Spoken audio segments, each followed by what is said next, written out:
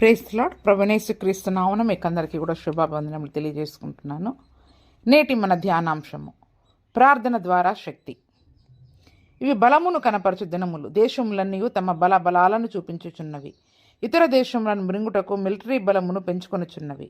అణ్వాయుధముల నాశనమున చేయు శక్తి మనకు విభ్రాంతిని కలిగించుచున్నవి. హైడ్రోజన్ బాంబులు, న్యూట్రాన్ బాంబులు, లేజర్ రైస్ వంటివి క్రొత్తగా కనిపెట్టబడుట ప్రపంచ అంతము సమీపమని తెలియచేయుచున్నది. విద్యుత్ శక్తి బలము కలది, దానిని బట్టి యంత్రములు పనిచేయుచున్నవి. పెట్రోలు బలము కలది, దానిని బట్టి విమానములు ఆకాశమందు ఎగురుచున్నవి. యురేనియం ఖనిజము బలము గలది, దాని వలన అణుబాంబులు తయారు చేయు కొలిములు పనిచేయుచున్నవి. లోక సంబంధమైన విజ్ఞాన శాస్త్రవేత్తలు ఇట్టి శక్తులను కనిపెట్టి పనిచేయించుచున్నారు. కానీ దేవుని ప్రజలు ప్రార్థనా శక్తిని ఇంకనూ కనుగొనకుండా ఉండుట ఎంతో పరితాపము. సూర్యుని నిలుపు శక్తి. పాత నిబంధన పరిశుద్ధుడైన యెహోషువ తన ప్రార్థనా శక్తి వలన ఎన్నో కోట్ల టన్నుల బరువు గల సూర్యుని కదలకుండా ఆకాశమందు నిలిపి చూపించెను. అతడు ఎలాగు చేసెను? ప్రార్థించిన తరువాత సూర్యునికిని చంద్రుకిని ఆజ్ఞాపించెను. బైబిల్ ఇలాగ చెప్పుచున్నది. ఇజ్రాయేలీయులు వినుచుండగా యెహోషువ యెహోవాకు ప్రార్థన చేసెను. సూర్యుడా, గిబియోనులో నిలువుము. చంద్రుడా, నీవు అయ్యాలోను లోయలో నిలువుమనెను. జనులు తమ శత్రువుల మీద పగ తీర్చుకున్న వరకు సూర్యుడు నిలిచెను, చంద్రుడు ఆగెను. సూర్యుడు ఆకాశము మధ్యమున నిలిచి ఇంచుమించు ఒకనాడెల్లా అస్తమింప త్వరపడలేదు. యెహోషువ గ్రంథము 10వ అధ్యాయము 12, 13 వచనములు. ఆహా, ఈ శక్తి ఎంత గొప్పది! ఏ విజ్ఞాన శాస్త్రవేత్తలైనను ఎటువంటి అణు విద్యుత్ శక్తిని ఉపయోగించినను సూర్యుని అడ్డగించి ఆపలేరు. అయితే ప్రార్థనా శక్తి మాత్రమే ఇంత గొప్ప అద్భుత కార్యములను చేయగలదు. నా హస్త కార్యములను గూర్చి నాకే ఆజ్ఞాపించుడి అని ప్రభు సెలవిచ్చుచున్నాడు. ఆయన మన ప్రార్థన ఆలకించుటకు ఎల్లప్పుడూ ఆసక్తి గలవాడై ఉన్నాడు. కొండలను పెళ్లగించు శక్తి.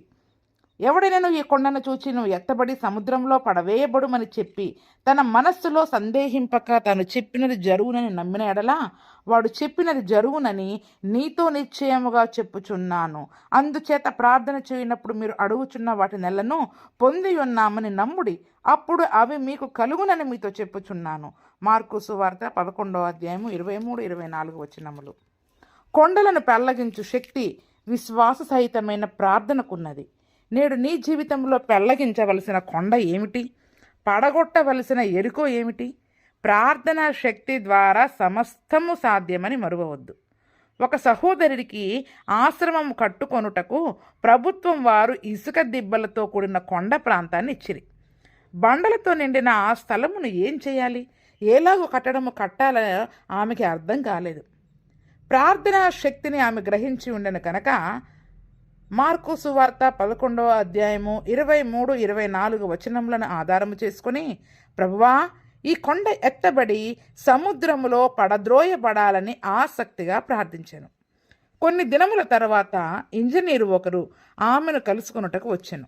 అమ్మా, దగ్గరలో ఉన్న సముద్ర తీరమున ఓడరేవు నిర్మించుచున్నాము. మాకు విస్తారముగా రాళ్ళు మట్టి అవసరమై ఉన్నది. సమీపంలో ఉన్న కొండను ప్రభుత్వం మీకు ఇచ్చినట్లు విన్నాను. దానిని పగలగొట్టి రాళ్లను తీసుకొని వెళ్ళుటకు అనుమతించిన ఎడల రాళ్ళు మట్టి ధరకు బదులుగా మేము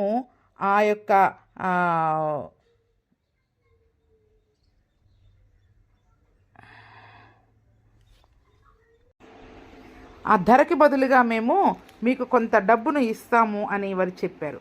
చెప్పశక్యముగానే సంతోషముతో ఆమె హృదయం నిండిపోయాను. మరుసటి దినము నుండి కొండ తరగటం మొదలయ్యాను.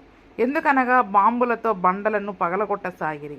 రాళ్లను లారీలలోనికి ఎక్కించుకొని సముద్రంలో వారు కట్టు ఓడరేవు నిమిత్తము కుమ్మరించిరి. కొన్ని నెలలలో నేల మట్టమాయను. తరువాత చక్కటి ఆశ్రమము కట్టబడెను. క్రీస్తునందు నా ప్రియ సహోదరి సహోదరుడా, ప్రార్థనలో శక్తి ఉన్నది. ప్రపంచమును కదిలించు సర్వశక్తి గల దేవుని మన ప్రార్థన కదిలించుచున్నదని మరువవద్దు. ఆ ప్రార్థనా శక్తిని పొందుటకు ఒకే ఒక నిబంధన మాత్రము కలదు. అది క్రీస్తు చెప్పినది, నా యందు మీరును మీ యందు నా మాటలను నిలిచి ఉండిన ఎడల మీకేది ఇష్టమో అడుగుడి, అది మీకు అనుగ్రహింపబడును. యోహాను సువార్త 15వ అధ్యాయం 7వ వచనం. క్రీస్తు నందు నిలిచియుండుడి, ప్రార్థించుడి, దేవుని శక్తి మనలో దిగనీయండి. ప్రభు మిమ్మలను దీవించునుగాక. ఆమెన్. ఆమెన్.